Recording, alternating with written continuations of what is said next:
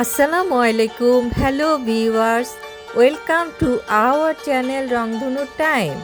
আপনারা কে কেমন আছেন কমেন্ট সেকশানে জানাবেন।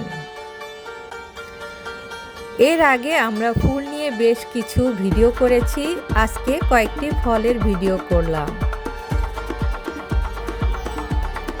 আমাদের শরীরের জন্য ফল কতটা প্রয়োজনীয় বা গুরুত্বপূর্ণ সবাই আমরা কম বেশি তা জানি। এরপরেও কিছু পরিচিত ফলের প্রয়োজনীয়তা রিভিউ করার জন্য এই ভিডিওটি প্রেজেন্ট করা হলো। প্রথমে বলি খেজুরের কথা। খেজুরে রয়েছে ফ্রুক্টোজ, গ্লুকোজ, সুক্রোজের মতো প্রাকৃতিক চিনি, যা শরীরে খুব সহজেই শক্তি উৎপাদন করতে সক্ষম।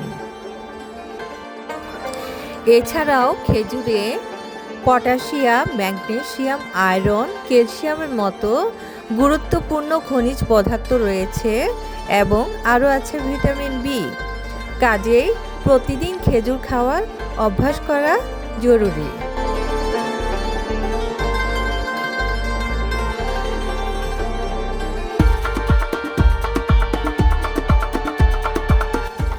এবার আসা যাক আপেলের কথায়। অ্যাপেলে রয়েছে ভিটামিন এ, বি কমপ্লেক্স এবং সি, এছাড়াও পটাশিয়াম এবং ম্যাগনেসিয়ামের মতো প্রয়োজনীয় খনিজ পদার্থ রয়েছে। আপেলে ক্যালোরি কম থাকে, কিন্তু শরীরের জন্য প্রয়োজনীয় ফাইবার থাকে বেশি পরিমাণে। এবার বলবো কলার কথা। কলায় প্রয়োজনীয় ভিটামিন এবং খনিজ পদার্থ রয়েছে। এটি হার্টের কার্যকারিতা ভালো রাখে, এছাড়াও ব্লাড সুগারকে নিয়ন্ত্রণ রাখে।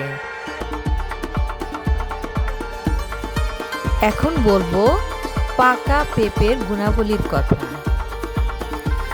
পাকা পেঁপেতে রয়েছে vitamin A, B complex, C ও ই। এটি হজম শক্তি বৃদ্ধিতে সাহায্য করে, এছাড়াও চোখের দৃষ্টিশক্তিও বৃদ্ধি করে এবং হৃৎপিণ্ডের কার্যকারিতাও রক্ষা করে।